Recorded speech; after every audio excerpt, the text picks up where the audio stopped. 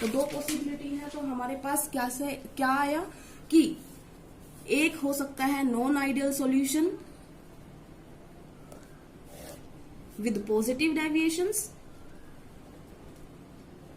और एक हो सकता है विद नेगेटिव डेविएशंस। तो सबसे पहले आप ये समझो कि पॉजिटिव डेविएशन कब हो रहा है। तो पहले हम बात करते हैं इंटरेक्शंस की।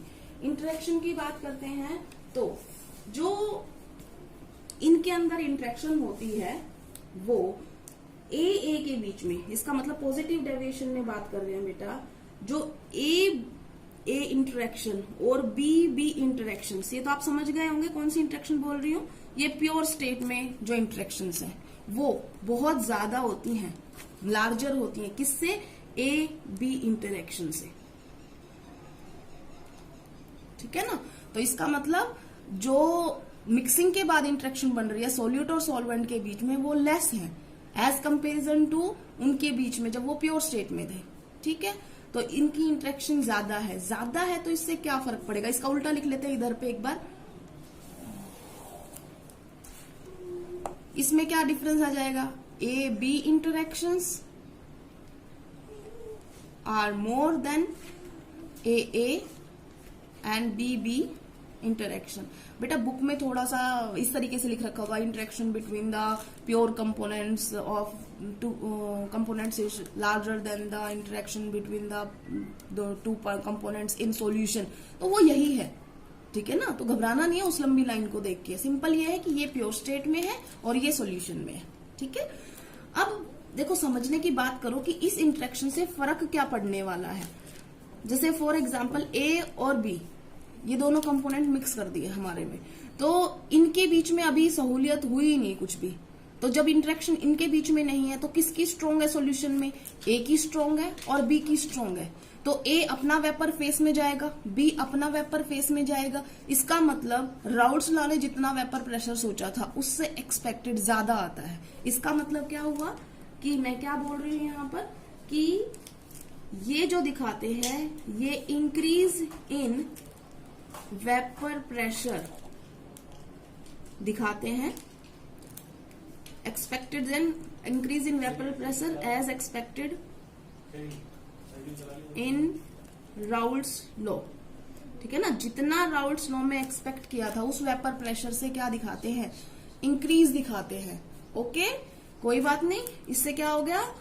तो इसका मतलब क्या है, इसका मतलब ये है कि जैसे फॉर एग्जांपल अगर आपको थोड़ा बहुत वो ग्राफ याद हो जो मैंने बनाया था जब हमने समझा था लिक्विड इन लिक्विड सॉल्यूशन, तो ऐसा ग्राफ आया था। देखो फॉर एग्जाम्पल सारा नहीं बना रही हूं बेटा, ऐसा ग्राफ आया था। ये कब था, जब आइडियल सॉल्यूशन था, है ना। अब ये क्या कह रहा है कि ये आइडियल नहीं है, ये आइडियल नहीं है। इसका मतलब वेपर प्रेशर कंपोनेंट का कितना एक्सपेक्ट किया था, इस मान लो ये ए कंपोनेंट है हमारा, ये बी कंपोनेंट है इधर। तो अब हमने बना लिया है क्या कि जैसे ये आपने आइडियल सॉल्यूशन के लिए बनाया था कि कंपोनेंट अगर 2 है, ठीक है ना, अगर वो फुल है तो इसका वेपर प्रेशर यहाँ पे इतना होना चाहिए था, ये वाला, ठीक है। और जैसे जैसे उसकी घटती जाएगी कंसंट्रेशन तो उसका बिल्कुल खत्म हो गया। और ऐसे ही जो यहाँ पर कंपोनेंट 1 है, x1 लिखा हुआ है ना मैंने, मोल फ्रैक्शन ऑफ 1, ये 1 है तो इसका मतलब सारा ही ये प्योर स्टेट में है। तो ये इसका इतना वेपर प्रेशर था और जैसे जैसे इसका कंसंट्रेशन घटती गई ये घटता गया, और जब इन दोनों को मिलाया ये सॉल्यूशन का था। बेटा याद आ गया होगा आपका आइडियल सॉल्यूशन का।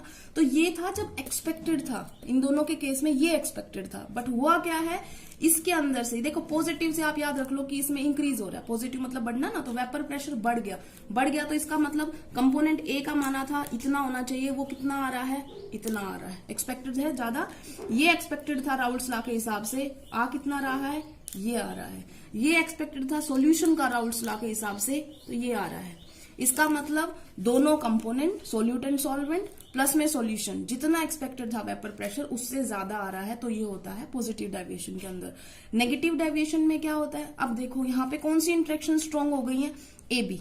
तो ए बी इंटरेक्शन स्ट्रांग हुई तो जो ए वेपर फेस में जाने वाला था वो अब नहीं जा रहा, बी जो जाने वाला था वेपर फेस में वो नहीं जा रहा। इसका मतलब ए का घट गया, बी का घट गया। तो दोनों के मिलने से भी तो क्या होगा, घटेगा ना। तो ये जो है, ये वेपर प्रेशर क्या होता है इसके अंदर, डिक्रीज होता है, decrease in vapour pressure as expected by Raoult's law, कि जैसा एक्सपेक्ट किया था उससे क्या हो जाता है, डिक्रीज हो जाता है।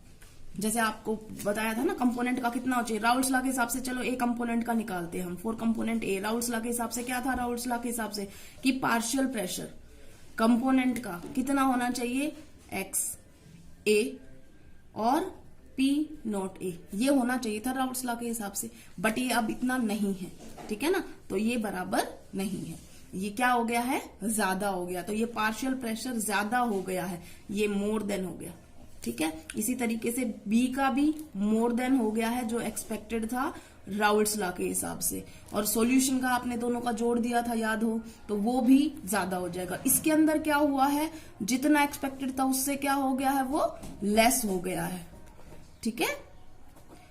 जो राउल्स लॉ के हिसाब से था वो लेस हो गया। ये वेपर प्रेशर माना था, तो ये वेपर प्रेशर माना था कि इतना आना चाहिए, बट ये वेपर प्रेशर क्या हो गया, लेस हो गया राउल्स लॉ के हिसाब से। तो ये हमने लिख दिया लेस देन राउल्स लॉ, कि राउल्स लॉ ने बताया इतना होना चाहिए, बट ये उससे क्या आ रहा है, लेस आ रहा है, राउल्स लॉ का ज्यादा है, ठीक है। तो ये हमारे इतनी बात समझ में आ गई है कि ये सब किसकी वजह से हुआ है, इन इंटरेक्शंस की वजह से हुआ है, कि वेपर प्रेशर में इसका कम हो गया और इसका ज्यादा हो गया। इतनी बात समझ में आ गई।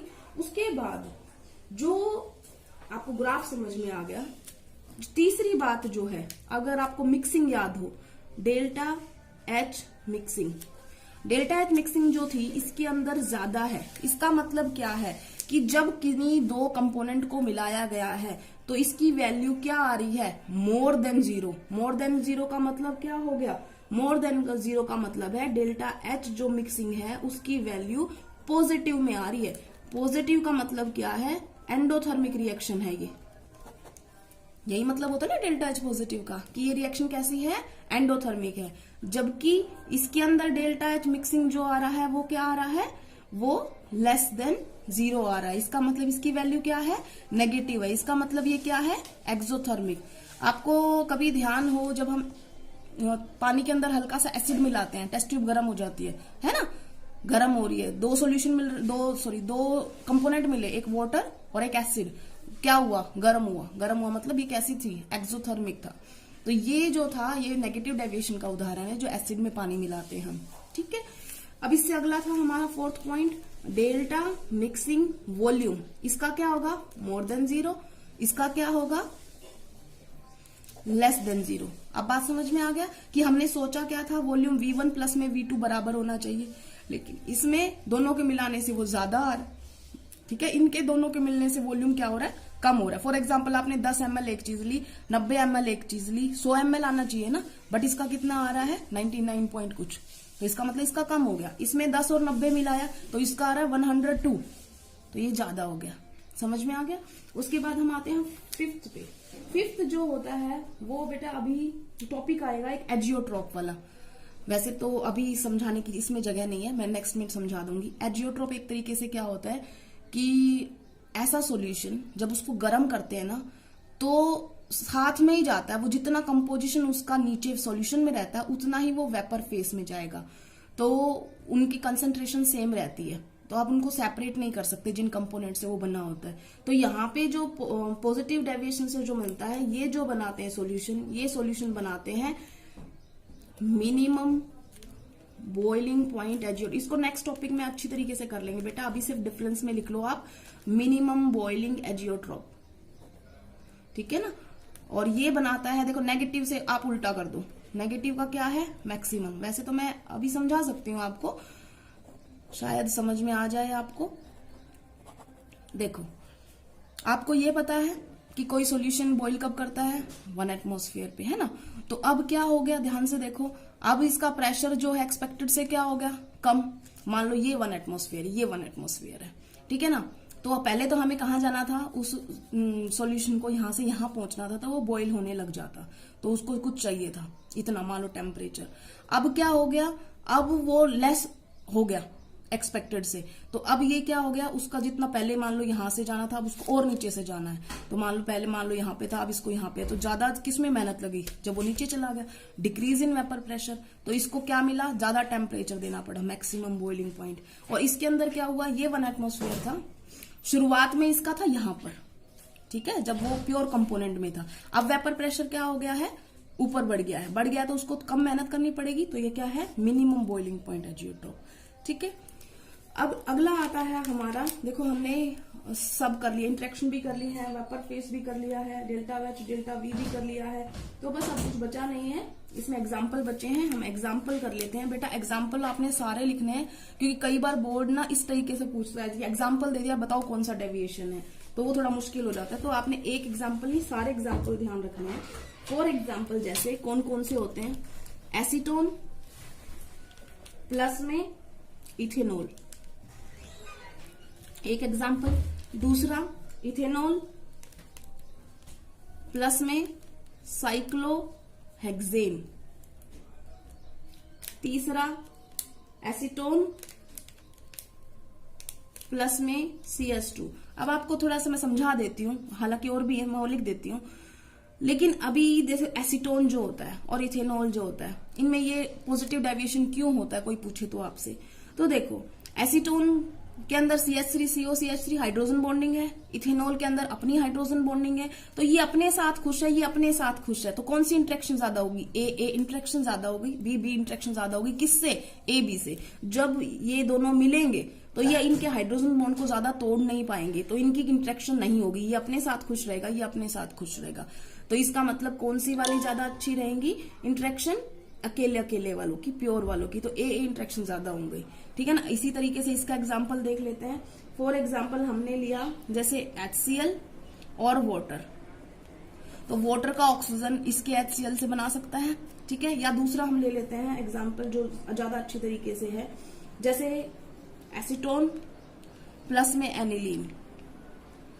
इसमें देखो ध्यान से, एनिलीन का जो H होता है, एसीटोन के O से हाइड्रोजन बॉन्डिंग बना रहता है, तो इसका इसके साथ बॉन्डिंग बना रहा है, तो A इंटरेक्शन B इंटरेक्शन क्या हो गई, स्ट्रांग हो गई। इस वजह से एक ऐसा इंटरेक्शन दिखाएगा, नेगेटिव डेविएशन दिखाएगा। अब हम वो एग्जांपल लिख लेते हैं, इसका 4th एग्जांपल लिख लेते हैं हमने लिख लिया है एसीटोन प्लस में कार्बन डाइसल्फाइड।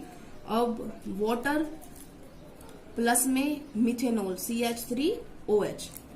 उसके बाद 5वां है वाटर प्लस में इथेनॉल।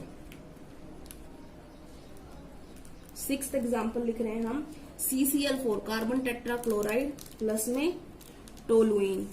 उसके बाद 7वां एग्जाम्पल लिख रहे हैं CCl4 प्लस में Cl3 मतलब क्लोरोफॉर्म। 8वां एग्जाम्पल लिख रहे हैं हम एसीटोन प्लस में बेंजीन, एसीटोन प्लस में बेंजीन। और उसके बाद 9वां एग्जाम्पल लिख रहे हैं हम CCl4 प्लस में मिथेनॉल CH3OH। और अगर इसके एग्जाम्पल की बात करें तो हमने एक तो लिख ही दिया है HCl प्लस में वाटर, HNO3 प्लस में वाटर। एसिड को मिलाने से हमेशा हीट निकलती है, तो एक्सोथर्मिक है ना, तो इस वजह से नेगेटिव डेविएशन। उसके बाद एसीटोन प्लस में एनिलीन लिख लिया हमने, एसीटोन प्लस में क्लोरोफॉर्म, ये एक एग्जाम्पल, ये दूसरा, तीसरा, चौथा। अब आते हैं हम 5th पे, फिनोल प्लस में एनिलीन, फिनोल प्लस में एनिलीन। 6th आते हैं हम मिथेनॉल प्लस में एसिटिक एसिड। ये बेटा मैं सारे इसलिए लिख रही हूं ताकि आपको कभी पेपर में पूछा जाए कोसी का भी एग्जाम्पल लेके, तो आपको वो याद रहे। याद रखने के लिए आप सिंपल वैसे सीधा याद रख सकते कि इसमें एसिड में पानी मिला, इसमें पानी में मिथेनॉल मिला दिया, तो सिंपल याद रखने के लिए है। उसके बाद वाटर का तो हो गया, क्लोरोफॉर्म प्लस में बेंजीन। तो आज हमने बहुत बहुत बहुत इंपॉर्टेंट टॉपिक है बेटा ये, पॉजिटिव डेविएशन और नेगेटिव डेविएशन के बीच में डिफरेंस और आइडियल और नॉन आइडियल के बीच में डिफरेंस, ये हमारा कंप्लीट हो गया है। आज के लिए इतना ही। Thank you class.